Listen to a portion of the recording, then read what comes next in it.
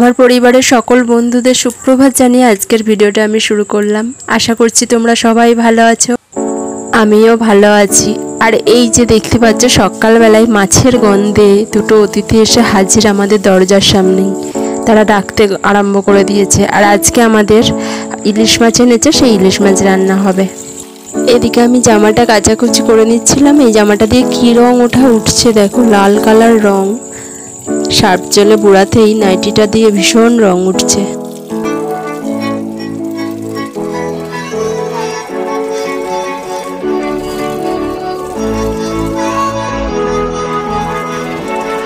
আজকে কিন্তু খুব রোদ বেরিয়েছে, আর এই ভাদ্র মাসে রোদ মানে ভীষণ চড়া।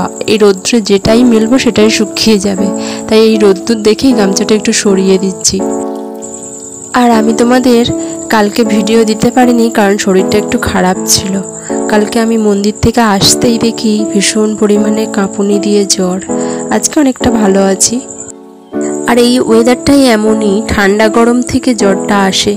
কারণ রোদ্দুর এত পরিমাণে বেরোচ্ছে যে গরমও লাগছে, আবার অন্য সময় ঠিক পরক্ষণেই মেঘলা করছে আকাশটা। তাই কখনো গরম কখনো ঠান্ডা, আমার মনে হয় সেই কারণেই মানুষের এত শরীর খারাপ হচ্ছে এই সময়। আর এই যে নাইটিটা দেখতে পাচ্ছ, নতুন নাইটিটা যদি প্রথম অবস্থায় একটু নুন দিয়ে ভেজানো যায় তাহলে সমস্ত রঙগুলো উঠে যায় প্রথম অবস্থাতেই, তারপরে আর রং ওঠে না।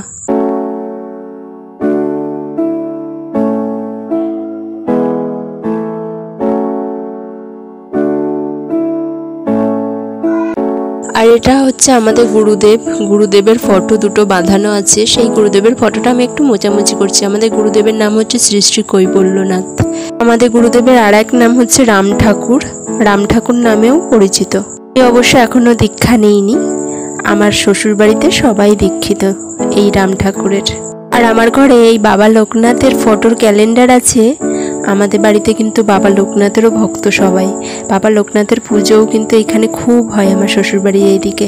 আমার আগের ভিডিও যারা দেখেছো তারা দেখে থাকবে, আমি বাবা লোকনাথের মন্দিরে নিয়ে গিয়েছিলাম। বেশ বড় করে সেই মন্দিরে পুজো হয়।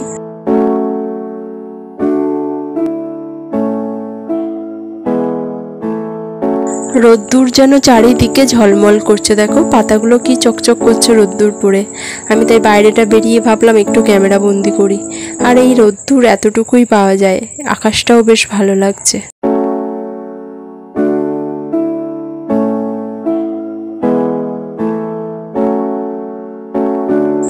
আর আমাদের এই সুপারি গাছটা দেখলে ছোটবেলার একটাই কথা মনে পড়ে।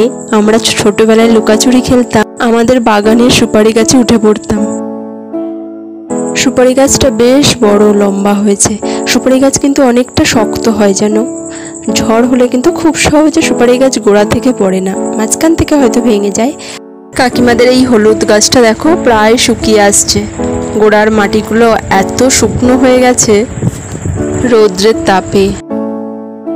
চলে এলাম দুপুরবেলা মাছ ভাজতে।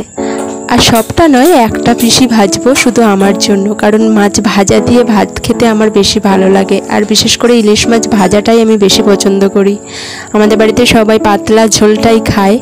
সেটা মা করেছে পাতলা ঝোল শুধু কালো জিরে দিয়ে, কিন্তু আমার ভালো লাগে এই ভাজা। আমি ওই জন্য ভাজতে এলাম, কড়া করে একটু লাল লাল করে ভাজবো।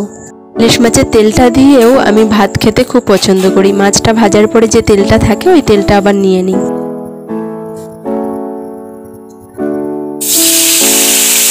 এমনিতেও ইলিশ মাছ থেকে কিন্তু তেল বেরোয় জানো।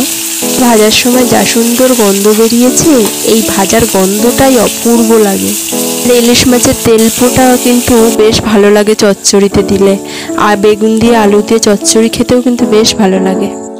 এই যে আমি এরকম লাল লাল করে ভেজে নিয়েছি, আর এই তেলটার মধ্যেই একটুখানি তেল পোটা এবং কাঁচা লঙ্কা দিয়ে দিয়েছি। ওই তেলটাই আমি ভাত দিয়ে খাবো, গরম গরম ভাতের সাথে যা লাগবে। আজকে দুপুরের খাওয়াটা আমার জমে যাবে।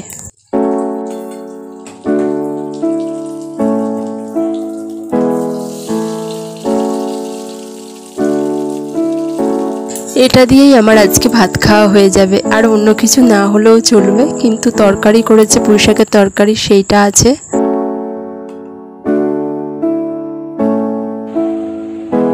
আর এই যে দেখতে পাচ্ছ ইলিশ মাছের পাতলা ঝোল, কালো জিরে দিয়ে পাতলা ঝোলটাই কিন্তু সবাই ভালো খায়। লেজাটাও ওই মাছের ঝোলে দিয়ে দিয়েছিল আমার জন্য, আর আমার এই স্পেশাল খাবার ইলিশ মাছ ভাজা, আর তার সাথে মাছের তেল, আর সাথে আছে পুঁই শাকের তরকারি।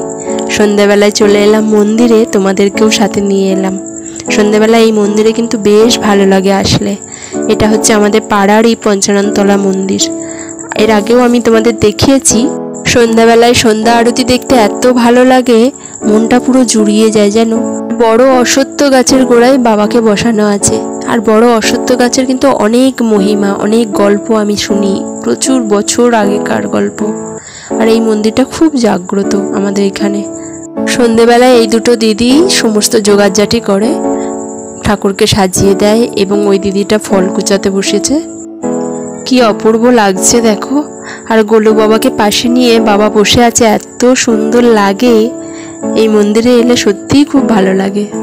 এখন সব জোগাড়জাটিগুলো হচ্ছে, পুরোহিত এখনো আসেন। পুরোহিত আসেন সন্ধ্যা 7টার সময়, 7টা থেকেই পুজো আরম্ভ হবে। তাহলে চলো তোমরা দেখতে থাকো। সন্ধ্যা আরতি এবার শুরু হবে।